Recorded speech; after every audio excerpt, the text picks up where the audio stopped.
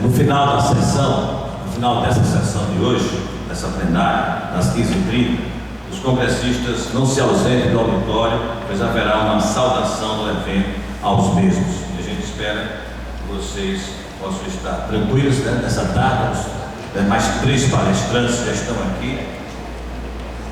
Nossa mesa redonda desta tarde vai abordar tecnologias para combate à desertificação e a adaptação às mudanças climáticas.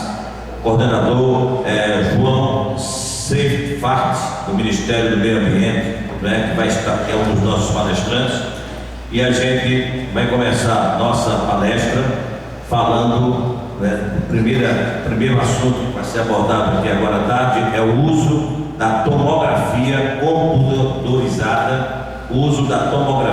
computadorizada de raio-x para identificação de solos em processo de desertificação.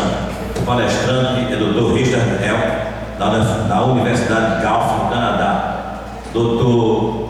João possui graduação, aliás, deixa eu só conferir aqui, Dr. João Seifert possui graduação em Ciências Biológicas pela Universidade de Brasília e mestrado em Ecologia pela Universidade de Brasília.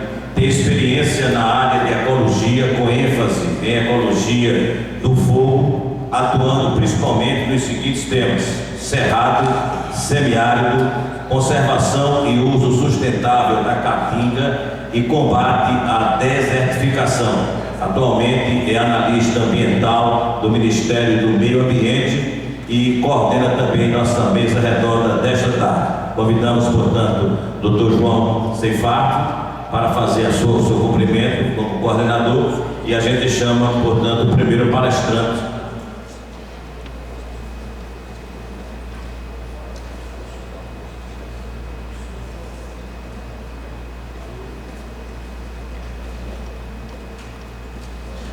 Pessoal, boa tarde. É um prazer estar aqui. Agradeço em nome do Ministério do Meio Ambiente para discutir esse tema tão importante que é a desertificação, o combate à desertificação. A gente está bem representado aqui, vai tratar de 3 temas importantes: como monitorar o processo de desertificação, que é um desafio de décadas. A gente vai ter uma palestra sobre isso. A gente precisa encontrar indicadores que possam ser medidos com frequência, de maneira remota, para a gente poder monitorar o processo de desertificação e ver se os nossos investimentos estão resultando no combate à desertificação. Também vamos ter uma palestra a respeito de tecnologias de combate à desertificação, e eu vou fechar a mesa falando de políticas, as políticas que a gente está trabalhando no Ministério para combater a desertificação e reduzir a vulnerabilidade às mudanças climáticas. Então eu gostaria de chamar para a primeira palestra Dr. Richard Elk, da Universidade de Guelph, no Canadá.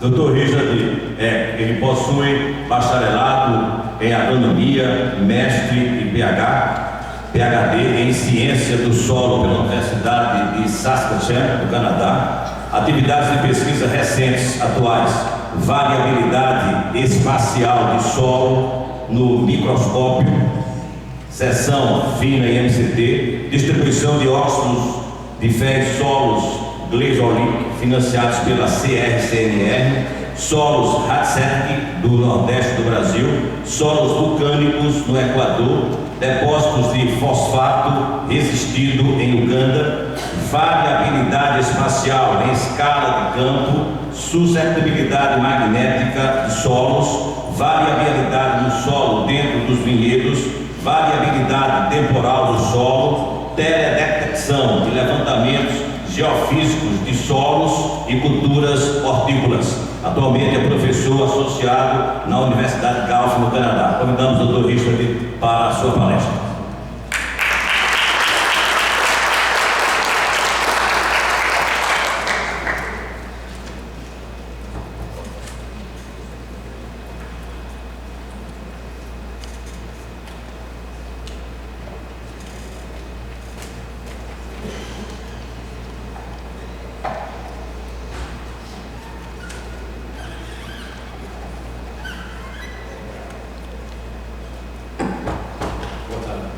me ouvindo bem? Sim.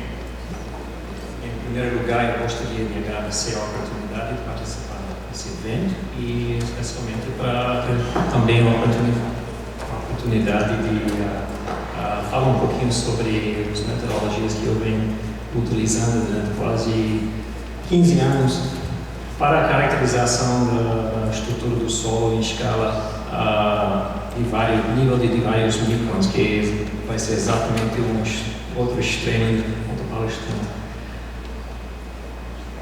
Bem, eu não vou repetir, esse capítulo é muito longo e eu vou perder tempo. Embora que o texto nessa apresentação, na maioria dos casos, está em inglês, eu vou continuar falando e apresentando em português.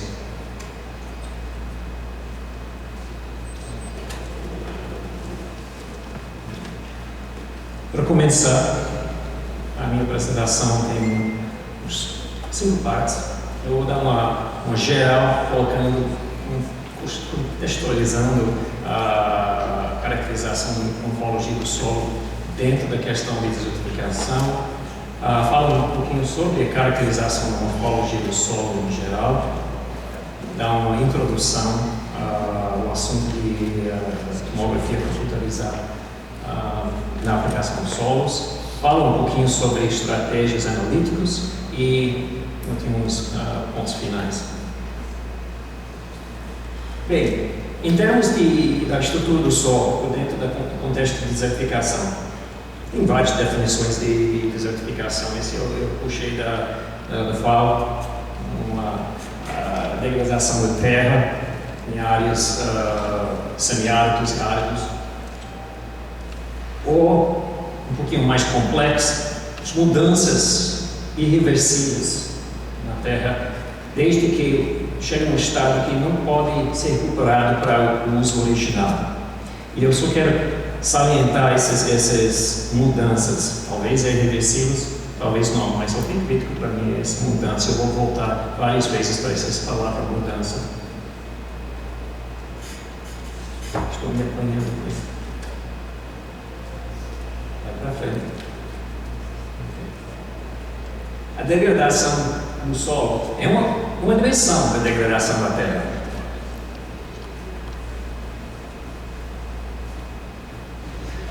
É uma mudança no sal do solo que diminui a capacidade que o ecossistema pode providenciar bens e serviços para os beneficiários.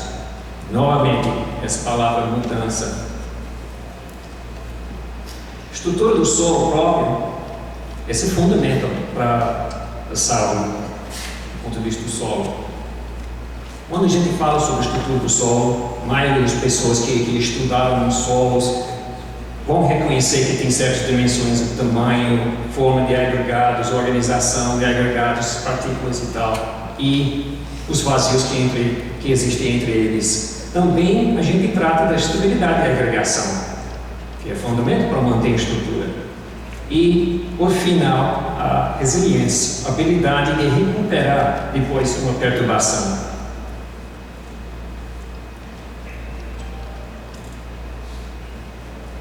Um slide muito cheio, mas o que eu estou querendo apresentar aqui são vários fatores que influenciam a estrutura do solo. Ganho e perda de energia, de água, desenvolvimento de vegetação, pode ser natural ou introduzido, o fauna do solo, bactéria, outra microbiota, e também qualquer tipo de distúrbio mecânico, ou pode até ser por animais passando por cima. Todas essas influências vão deixando marca dentro da estrutura do solo.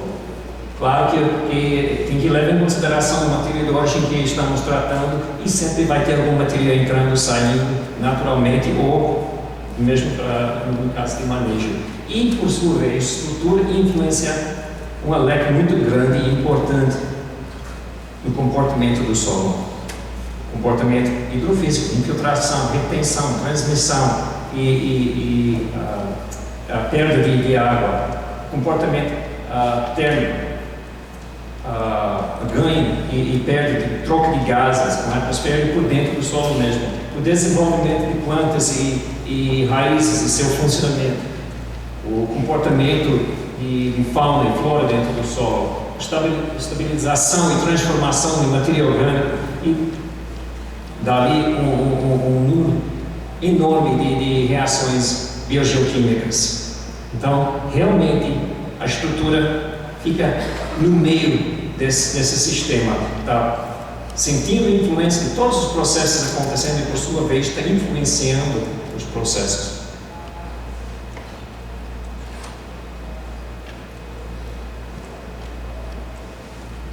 Está complicado. Agora, caracterizando a morfologia do solo, a gente pode considerar várias escalas de observação. O mais comum, a gente entra no campo e abre um trincheiro. Essa é uma escala de vários metros, às vezes. E a gente considera horizontes, sendo, no caso, um solo natural, ou sendo manejado, no caso de agricultura. E depois considerarmos as profundidades. Essa é onde a gente começa a entrar na parte quantitativa. É importante para as pessoas querendo modelar os números quantitativos. É muito bem apresentar informações sobre o tipo de horizonte que tem, mas o que as pessoas fazendo modelagens precisam saber mais sobre os números quantitativos. E, além disso, também às vezes a gente entra e fala sobre as transições. Essa é uma escala que você pode observar no campo sem qualquer ajuda de lente. Chegando mais próximo, mesmo dentro do campo, a gente pode distinguir entre vários tipos de agregação. E cada um desses tem a ver com o processo de informação mais importante. Alguns são influenciados por processos bióticos, como minhocas, insetos. Outros processos abióticos, como secando, molhando o solo, congelando, não tem problema aqui. Ou, de fato, compactação. E uma das consequências mais importantes, novamente, está associada com a infiltração, retenção, movimento de água. Esse vai ter controle sobre a maioria dos outros processos que está acontecendo dentro do sistema do solo. Agora, entrando na escala de interesse mais específico para essa apresentação, é a área de microestrutura do solo, micromorfologia do solo, onde a gente tem que ter alguma magnificação, pelo menos 5 vezes de magnificação, para começar a visualizar diferenças na estrutura básica do material. Eu estou apresentando algumas imagens de 2 tipos de solos. Esse é um solo de área florestada e essa é uma área de gramado. E talvez nesta escala você não consiga ver muitas diferenças, mas existem. Essa tecnologia foi desenvolvida desde faz quase quantos anos agora? 80 anos que esse foi desenvolvido, sendo utilizado. A gente usa lâminas delgadas de solo, microscópios petrográficos, que permitem visualizar em vários tipos de iluminação a estrutura interna do solo. Agora dá para começar a ver que tem partículas de vários tamanhos, que pode ser mineral, vegetal, ou então os espaços entre os materiais sólidos. Então a gente fala sobre composição do material, formato, frequência e organização das constituintes. Muito importante nessa história é que frequentemente, até na área de solo, as pessoas não reconhecem essa distribuição básica entre as matérias finas e grosseiras, areia e o que está mais fino de areia. Pode ter um solo com uma quantidade igual de material fino e grosseiro, só que a distribuição é completamente diferente. No caso desse solo aqui, os finos estão envolvendo os grãos de areia. Nesse solo aqui, os finos estão criando pontezinhos entre os grãos de areia. E nesse caso aqui, os finos estão agregados, microagregados, e existem dentro dos vazios entre os grãos de areia. Esse vai ter um comportamento muito diferente novamente no comportamento hidrofísico e troca de gases, atividade biológica, transformações biogeoquímicas e tal. A densidade do solo pode ser igual, a textura do solo pode ser igual, só que a microestrutura tem uma diferença fundamental. No início, e até, vamos dizer, 30 anos atrás, a maioria do trabalho que foi feito na área de micromorfologia do solo tinha a ver com terminologia. E mesmo para as pessoas especializando nessa área, foi muito terminologia mesmo. Parece que todo mundo que estava entrando nesse ramo queria desenvolver sua própria terminologia. E, assim, as outras pessoas na área de solos, embora que alguns deles reconheceram a importância desse, eles ficaram frustrados, porque só falavam essas palavras esquisitas e ninguém estava entendendo o que estava acontecendo. Felizmente, no final da década de 80, início da década de 90, começamos a adaptar a tecnologia de captar imagens digitais e a aplicação de classificação de imagens digitais. Exatamente a mesma tecnologia que está sendo utilizada para sensoriamento remoto, só que a escala é completamente diferente. Estratégias são iguais. Então a gente pode pegar um solo, fazer uma classificação, essa parece uma pizza, e depois vai juntando em várias fases, os poros, e alguns, no caso desse padrão amarelo, são grãos de magnetita. E uma vez que está segmentado assim, podemos começar a fazer qualquer tipo de análise morfométrica nesses materiais. Tamanho, perímetro, diâmetro, forma, e até começa a pensar em termos das distribuições. Então isso representou uma época de rejuvenação da micromorfologia. Só que continua sendo dependente desses lâminas que são muito chatos para preparar. E de fato, só representa uma lâmina do solo. É como eu faço uma corta aqui do meu corpo, apresento para vocês e peço para vocês fazer uma interpretação do meu corpo inteiro. É meio difícil. É a mesma coisa com o solo. Felizmente, com o desenvolvimento da tecnologia de tomografia computadorizada na década de 70, teve algumas pessoas na área de física de solo que pensou em levar um bloco de solo para o hospital e conseguiram entrar, que tinha muita demanda nos hospitais, e conseguiram entrar com um bloco de solo e escanearam e apresentaram os primeiros trabalhos caracterizando a estrutura do solo. Eu falo que esse representa realidade para realidade virtual.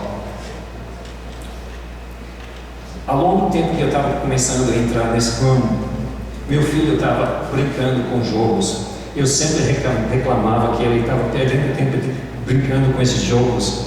Agora, eu fiquei sem moral porque eu estava fazendo a mesma coisa.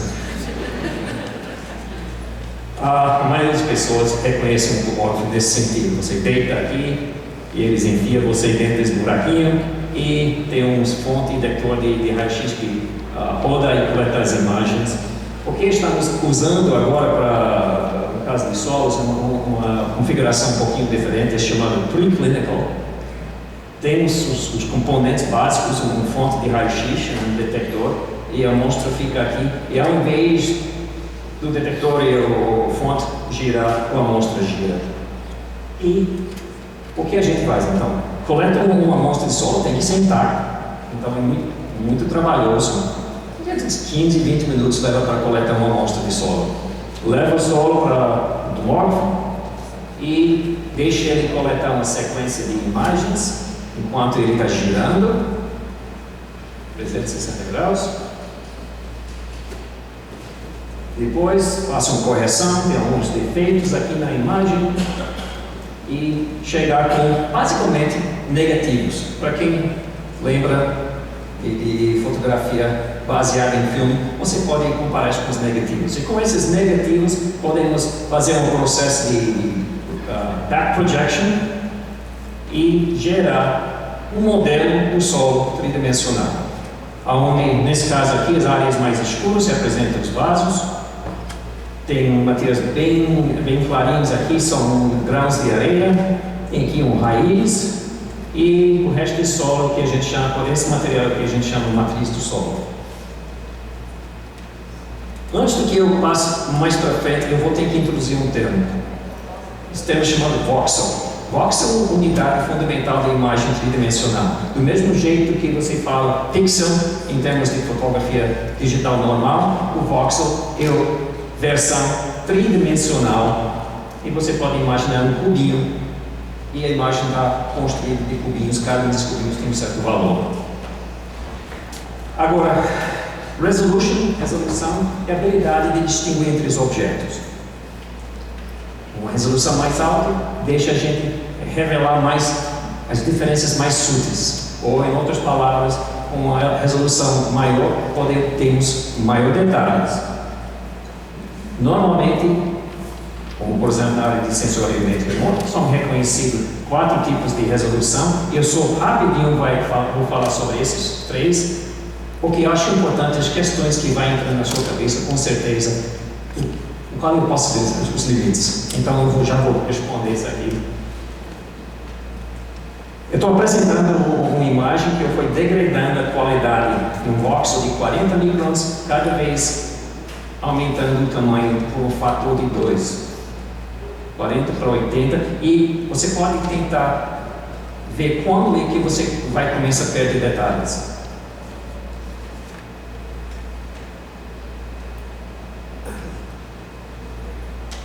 Agora, aqui já sumiu, a raiz.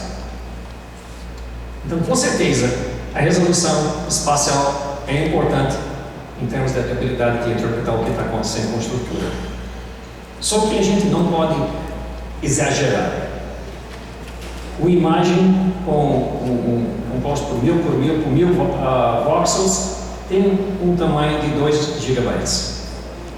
Você não roda interpretações, análises de uma imagem desse tamanho em um computador qualquer. Você vai precisar de um sistema distribuidor. Então, esse é um dos limites que a gente vem enfrentando ao longo dos anos. Felizmente, está melhorando a capacidade computacional para cada um.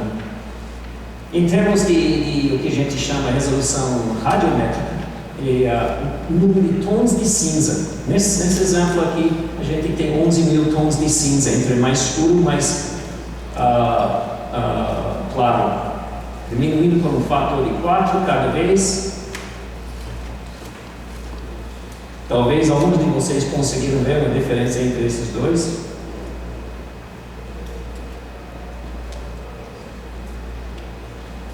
Não tem dúvida aqui. Na verdade, um projetor de computador só tem a capacidade de projetar 256 tons, que é mais do que o olho humano pode perceber na escala de cinza. Então, do mesmo jeito que você pode visualizar a perda de informações daqui para cá, essa mesma perda está acontecendo em cada dessas transições. E por isso, hoje em dia, a gente não deixa simplesmente o olhômetro para fazer interpretações. É toda a base de modelagem e de análise matemática.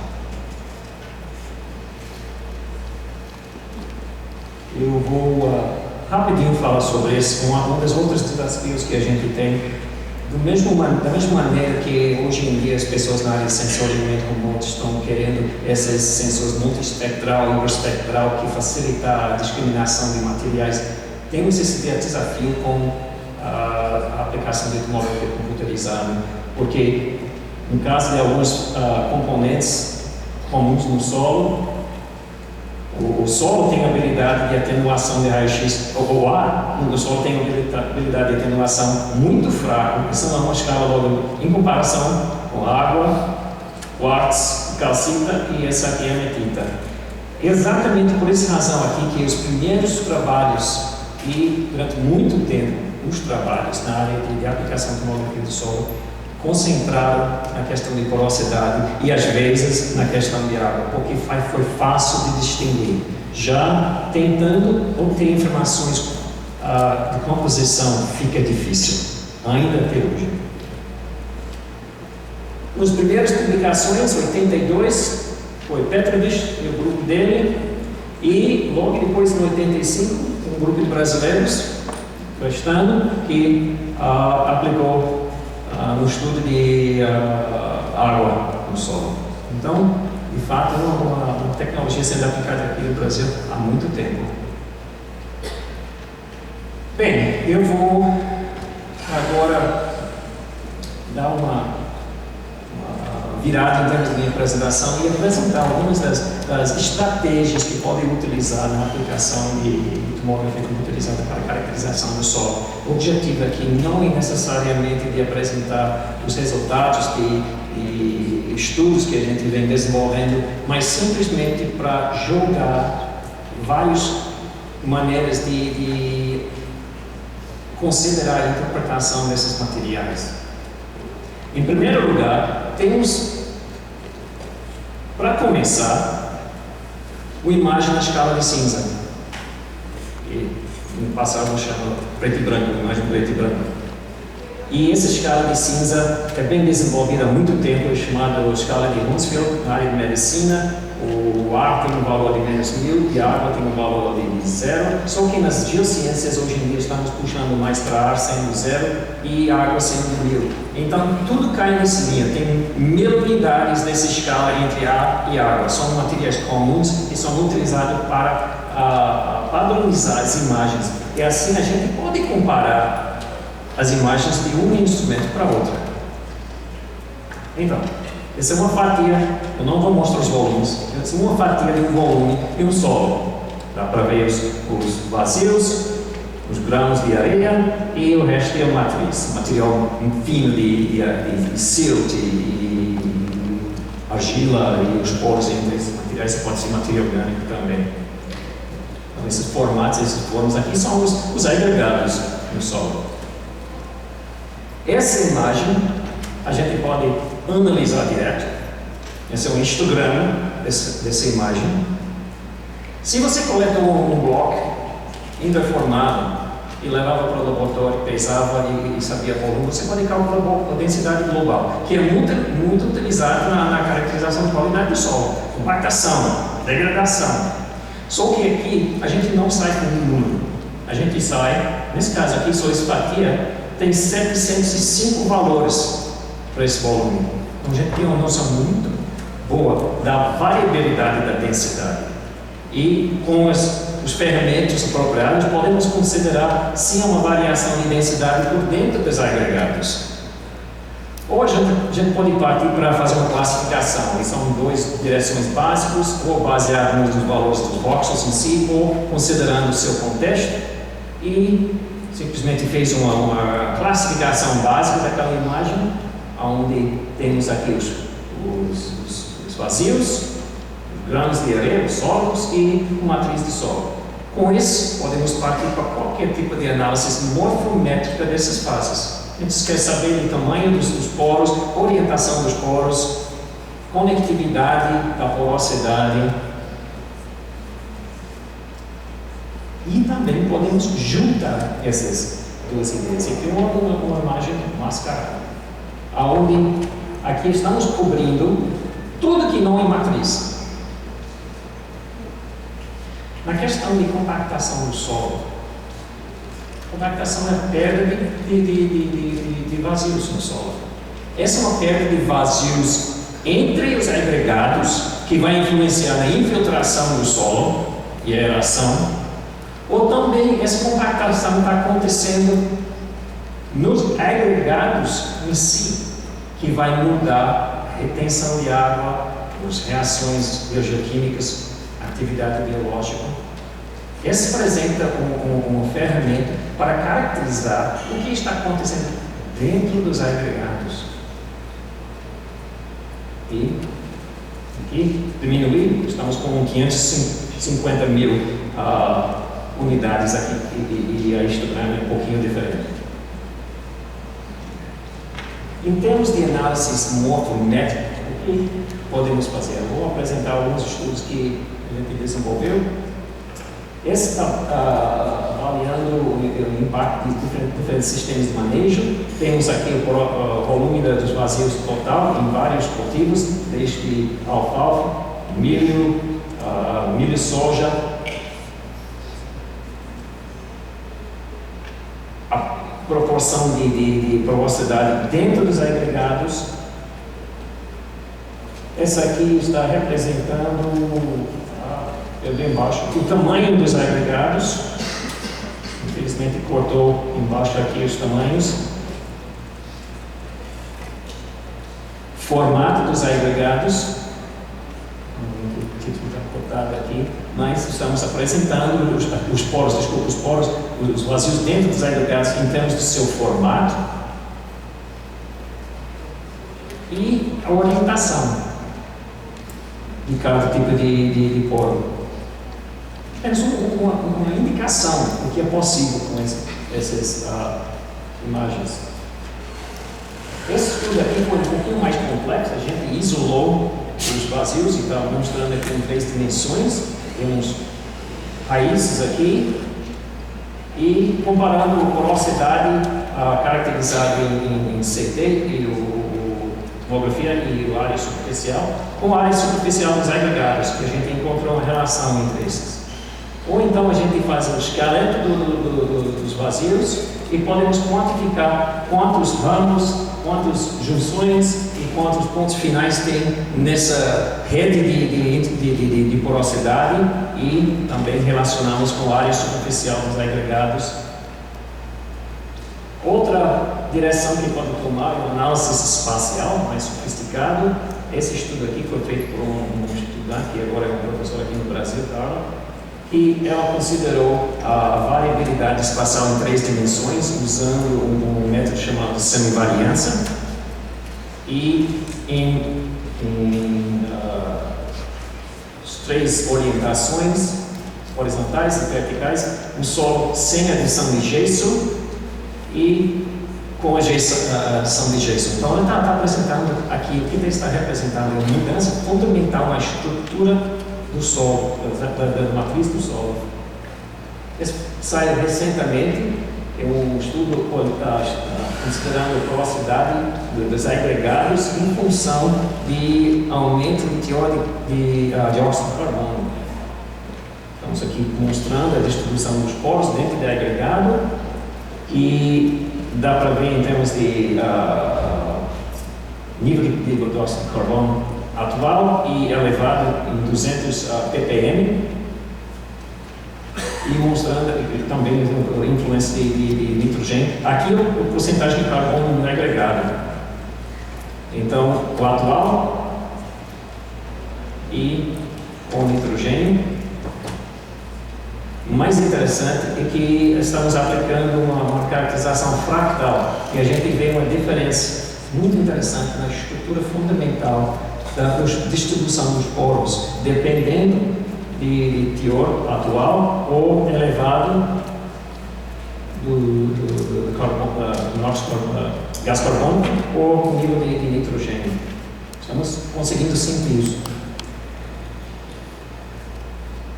Aplicando análise multifractal em solos trabalhando com arado versus outros tipos de remexendo.